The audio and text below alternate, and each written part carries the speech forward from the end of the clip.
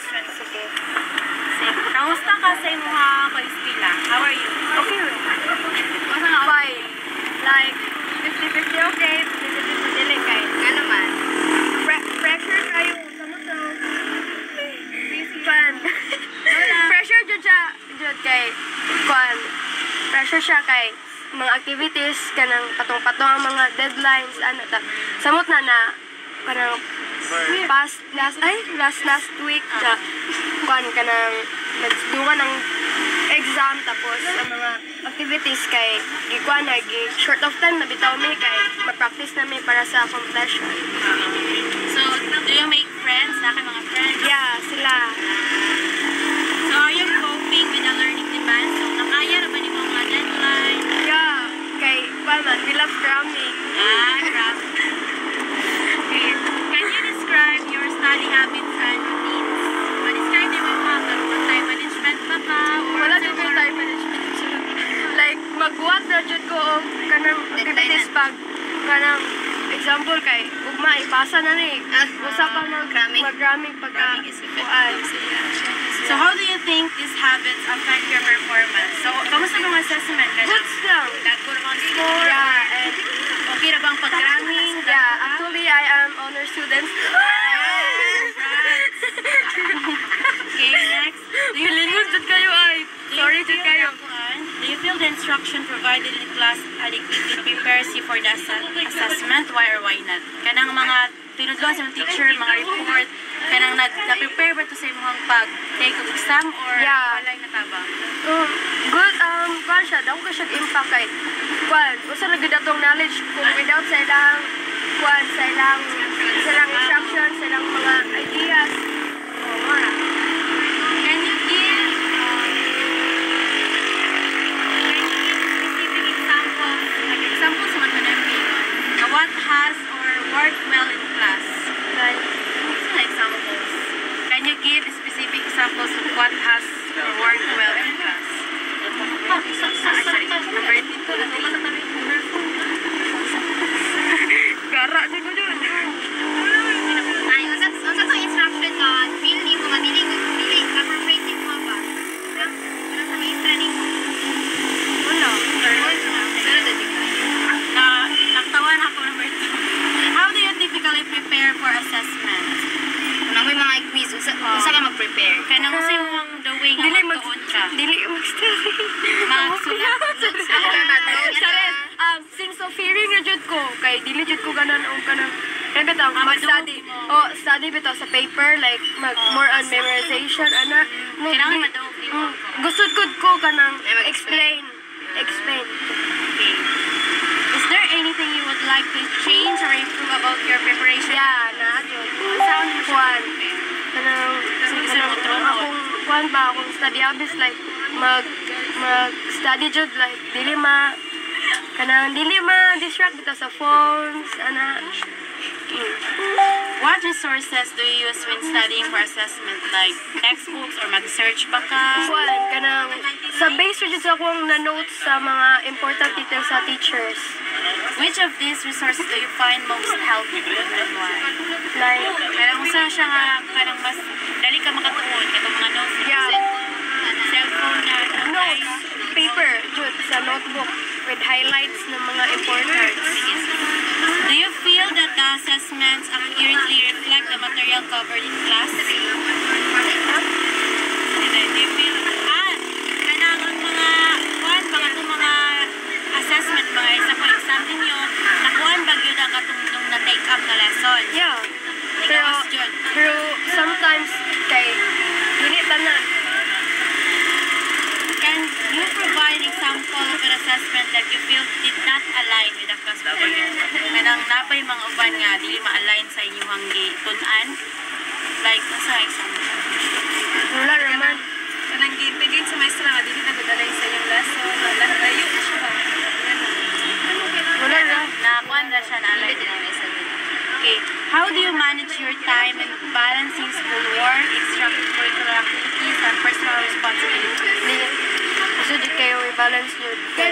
Kwan sa schools kay kwan kanang usa ni kanang Isod jud ba dan uli mo sa inyong balay kay napakay mga house chores ana. Tas grabe na jud ako kung Andil ka og mga konsesperansa sa pag-message sa teacher. ay wala. Wala. Tapulan mo. Asa to yung pinakadulo ka deadline, mo ito himuhuli ko sa ron.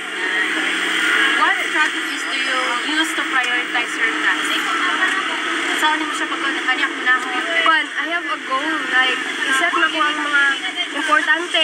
Ikwan sa, for example, ang mga major subject. Kailangan na dyan na, ipas na dyan na. So, kanya ako muna ako na. Kwan, ay, ipas na mga very important. Are there any external factors such as family issues or work commitments that affect your ability to study and perform well? Wala. Wala yung family issues. How do these factors impact your study? Wala naman. So, dili siya, wala impact. Kaya wala naman ay Wa man ka kay mga problema family sa mga issues. family. Wala kay, kwan mo sa Supportive sa Supportive ng family.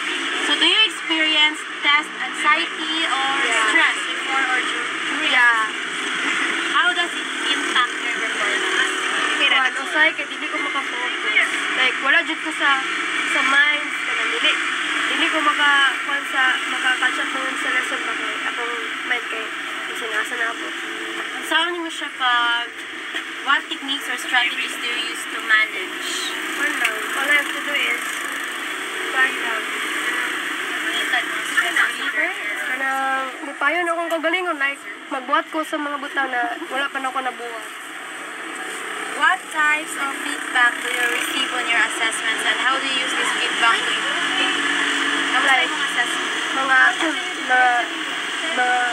mga feedback sa mga teacher sa ako. Okay lang. Then, walang kanang improve ano. Imuha na pong sundon. In order to good.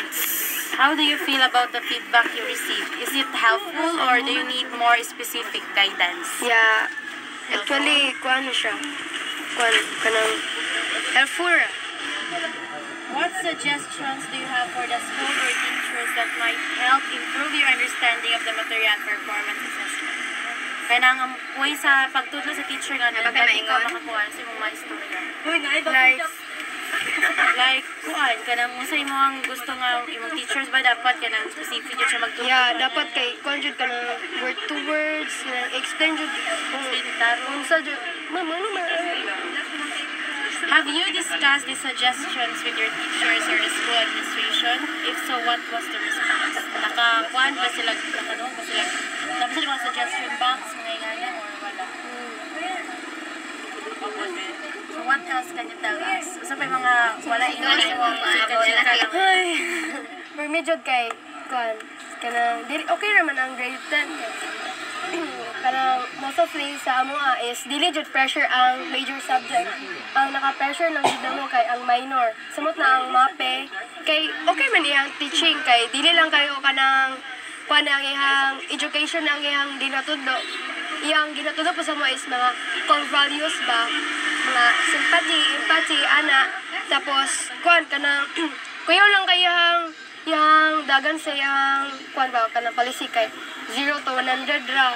So pressure jud kayo mi kay pag mali mi isa, ma-zero mi then performance test man na then nig ma-zero mi blanco to mo pikas nga ang pikas sa pod 100. So dili ra gyud po siya makaabot sa kuan. So maka-feel mi og pressure tas kuan pas mo mi kanang cramming. Grabe jud. So mora to. Ang last question na good. Kana unsa ka factor nga, di ba po ta permitting nga tag-as yung mga scores nga. So unsa ka paminaw nimo nga nung gagmay mo score ang high? Tungod sa sometimes kanang kuan kanang problem sa kagalingon like dili syempre kay tawo ra man tagod diba nang usay dili ko makasabot usa di akong problema ana ba kasi pati sa imo ang kagalingon nga ikaw sa imong kagalingon dili ka makasabot kung sa didas mo Imong study habit kanang cram nimo maka-factor kung nasa sa imong score. Usoy kay kanang usay kay mag-cramming ko dos kanang nami quizzes pagkaugma dili na ko makafocus kay kuana walay tulog kanang dinar Hindi na ako makapaminaw og taray. Okay, thank you very much.